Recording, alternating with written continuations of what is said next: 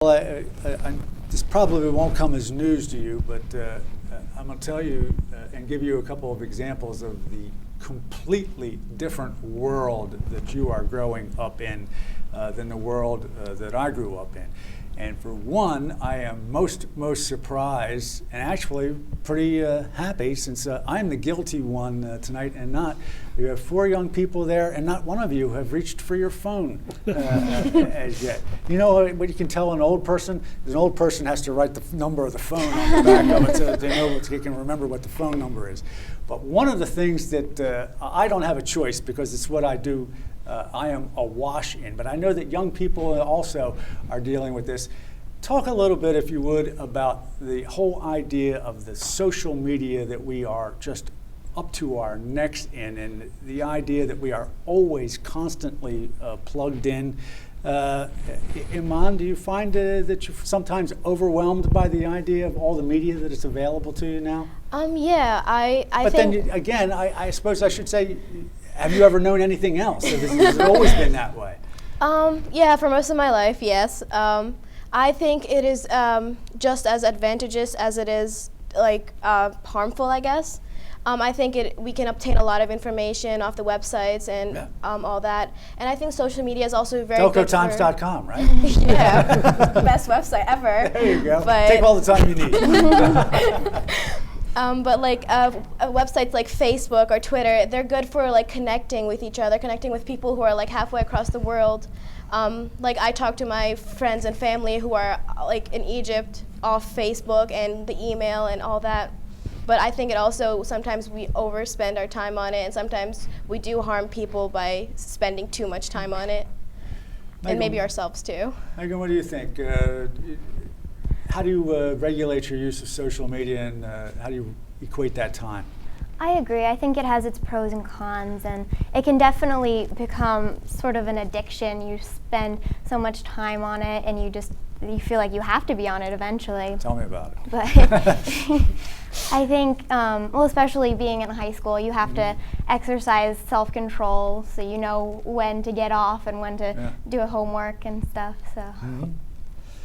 Taylor?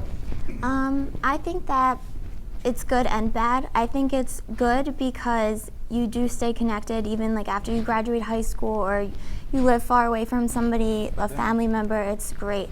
But I think that a lot of kids use it for the wrong reasons. There's bullying, there's just a lot of negativity that comes with the internet. So I think that if you're raised properly and you're taught how to use your device the right way, I think it's great.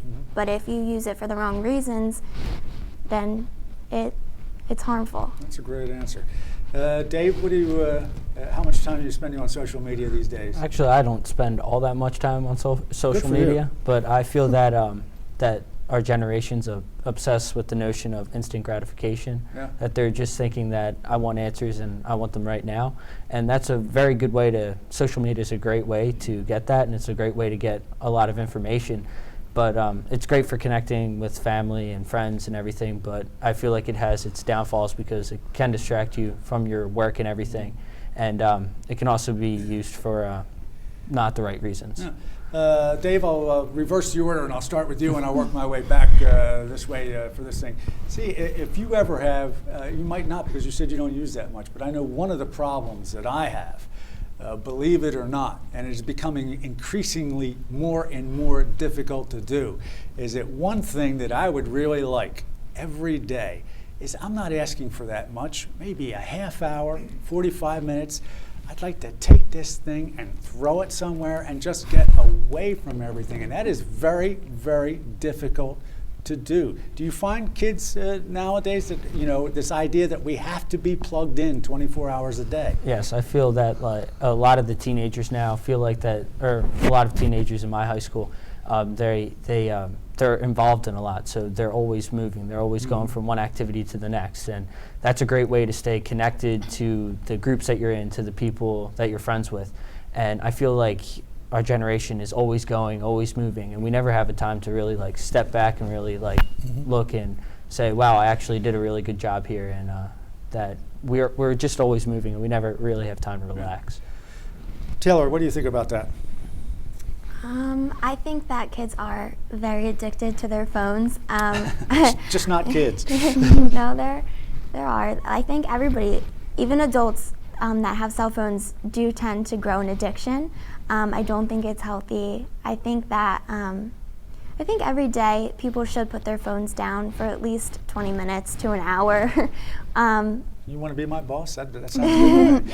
I think just because, just to take a break from everything, just to kind of stress-free. I kind of feel like when I have my phone, I have a lot of anxiety, like, oh, who just texted me? So I constantly have to check. So I think that it would be good to take your phones away for just a little bit. Megan, what do you think? I agree. I know I personally need some time away from everything just to relax and think about things and like get caught up. But yeah, I think it can be good, but then at the same time, you can't be using it all the time.